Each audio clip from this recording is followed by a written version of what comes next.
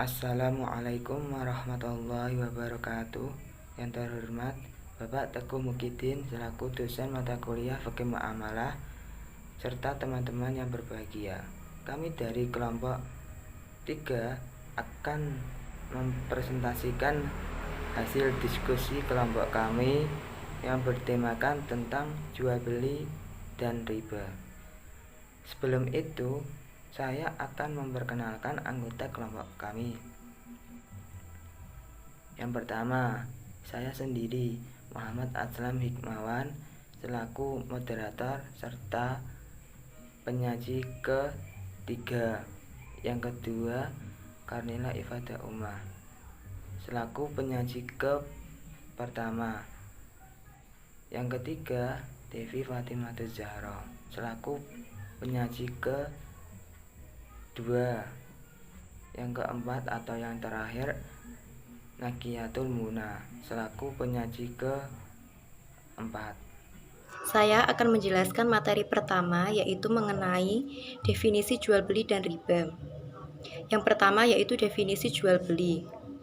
Jual beli menurut bahasa artinya menukar sesuatu dengan sesuatu. Sedangkan menurut syara artinya menukar harta dengan harta menurut cara-cara tertentu atau akad. Jual beli secara lugawi adalah saling menukar. Secara terminologi, jual beli adalah suatu transaksi yang dilakukan oleh pihak penjual dan pihak pembeli terhadap suatu barang dengan harga yang telah disepakatinya. Menurut syariat Islam, jual beli adalah pertukaran harta atas dasar saling merelakan atau memindahkan hak milik dengan ganti yang dapat dibenarkan. Jual beli atau bai'u adalah suatu kegiatan tukar menukar barang dengan barang yang lain dengan cara tertentu, baik dilakukan dengan menggunakan akad maupun tidak menggunakan akad. Intinya, antara penjual dan pembeli telah mengetahui masing-masing bahwa transaksi jual beli telah berlangsung dengan sempurna. Kemudian, definisi riba. Riba berasal dari bahasa Arab. Secara etimologis, berarti tambahan atau aziyadah, berkembang atau annumu, membesar atau al-ulu, dan meningkat atau al-irtifa. Menurut Wasilul Khair, mengutip Abd al-Rahman al-Jaziri mengatakan para ulama sependapat bahwa tambahan atas sejumlah pinjaman ketika pinjaman itu dibayar dalam tenggang waktu tertentu atau imbalan adalah riba. Yang dimaksud dengan tambahan adalah tambahan kuantitas dalam penjualan aset yang tidak boleh dilakukan dengan perbedaan kuantitas, yaitu penjualan barang-barang riba fadl, antara lain emas, perak, gandum, serta segala macam komoditi yang disertakan dengan komoditi tersebut. Dalam pengertian lain, secara linguistik, riba juga berarti tumbuh dan membesar.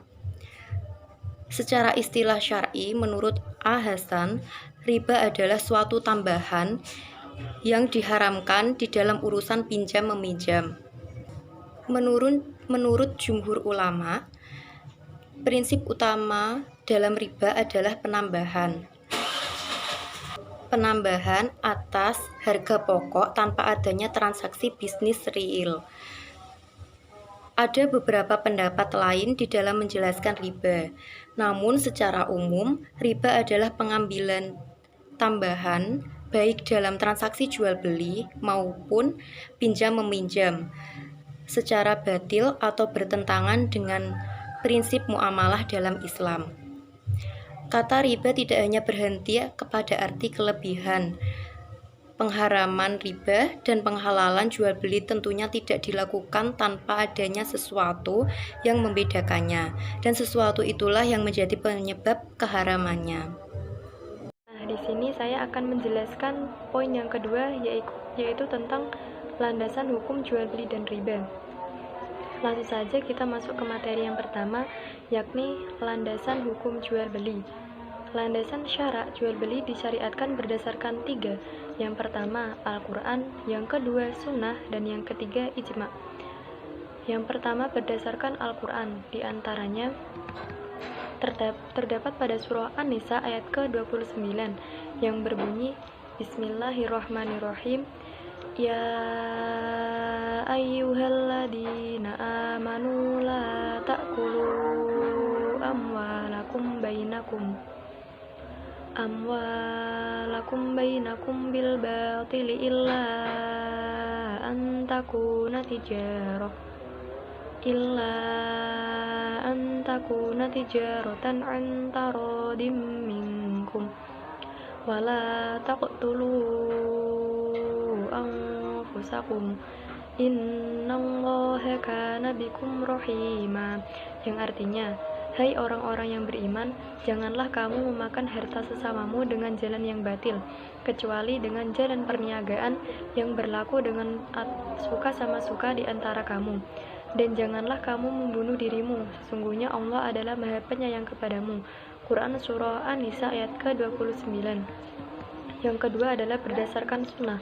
Rasulullah Shallallahu Alaihi Wasallam bersabda dari Rif'ah bin Rafi radhiyallahu anha bahwasanya Nabi Muhammad Shallallahu Alaihi Wasallam ditanya, pencarian apakah yang paling baik? Beliau menjawab, ialah orang yang bekerja dengan tangannya dan tiap-tiap jual beli yang bersih. Hadis riwayat Al-Bazar dan disahkan oleh Hakim. Rasulullah Shallallahu Alaihi Wasallam bersabda, sesungguhnya jual beli itu hanya sah jika suka sama suka atau saling meridhoi. Hadis riwayat Ibnu Hibban dan Ibnu Majah. Yang ketiga adalah berdasarkan ijma'. Ulama telah sepakat bahwa jual beli diperbolehkan dengan alasan bahwa manusia tidak akan mampu mencukupi kebutuhan dirinya tanpa bantuan orang lain. Namun demikian, bantuan atau harta milik orang lain yang dibutuhkannya itu harus diganti dengan barang lainnya yang sesuai. Yang kedua adalah landasan hukum riba. Berdasarkan Al-Quran, terdapat pada surah Ali Imran ayat ke-130 yang berbunyi, Bismillahirrahmanirrahim, Ya ayyuhalladzina amanu la ta'kulur riba ad'afam mudha'afah wattaqullaha la'allakum tuflihun. Yang artinya, hai orang-orang yang beriman, janganlah kamu memakan riba dengan berlipat ganda, dan bertakwalah kamu kepada Allah supaya kamu mendapatkan keberuntungan.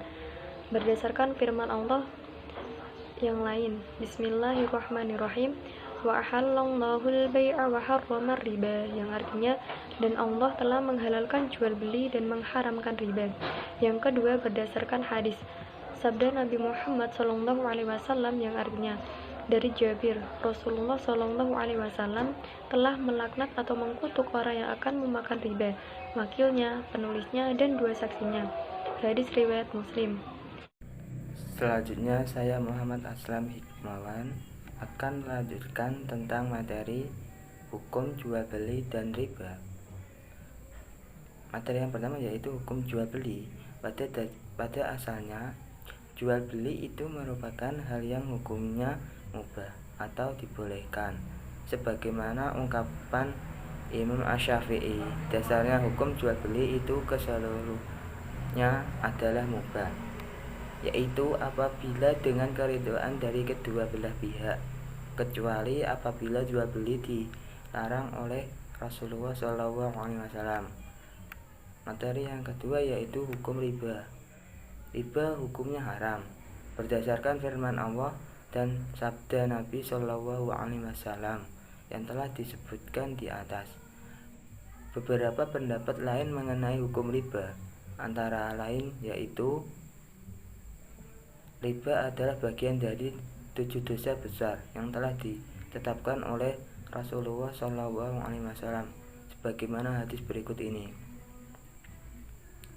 Dari Abi Hurairah berkata bahwa Rasulullah Shallallahu Alaihi Wasallam bersabda, jauhilah oleh kalian 7 hal yang mencelakakan.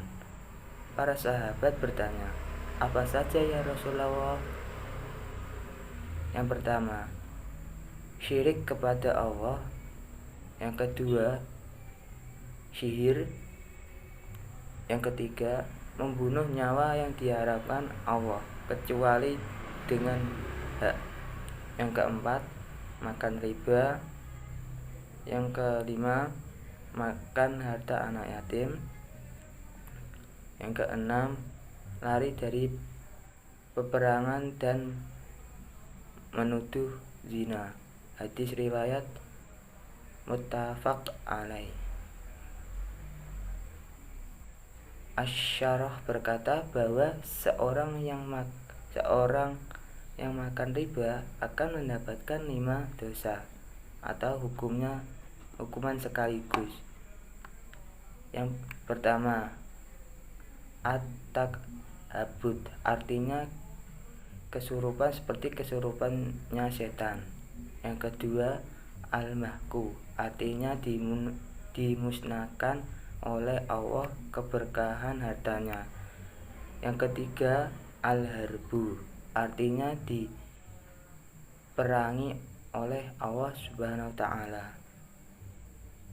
Yang keempat, al-kufru, artinya dianggap kufur dari perintah Allah Subhanahu wa taala dan dianggap keluar dari agama Islam apabila menghalalkannya. Tapi bila hanya memakannya tanpa mengatakan bahwa itu riba, itu halal, dia berdosa besar. Yang terakhir, al-khuludu finnar, artinya kekal di dalam neraka. Sekali masuk tidak akan pernah keluar dari dalam neraka tersebut. Terima kasih penjelasan dari saya. Materi selanjutnya akan disampaikan oleh teman saya. Waktu dan tempat saya persilahkan. Selanjutnya, saya akan menerangkan mengenai macam-macam jual beli dan riba. Yang pertama, ada macam-macam jual beli. Menurut jumhur ulama, jual beli dari segi hukumnya dibagi menjadi 3. Yang pertama ada jual beli yang sah, yang kedua ada jual beli yang batal dan rusak, yang ketiga ada jual beli yang dilarang. Yang pertama, jual beli yang sah. Jual beli yang sah adalah jual beli yang telah memenuhi ketentuan syarat. Yang kedua, jual beli yang batal dan rusak adalah jual beli yang tidak memenuhi salah satu syarat dan rukun sehingga jual beli tersebut dikatakan rusak dan batal. Yang ketiga, jual beli yang dilarang. Menurut Wahbah al-Juhalili, jual beli yang dilarang ada beberapa sebab, yaitu yang pertama, terlarang sebab ahliyah atau orang yang melakukan jual beli.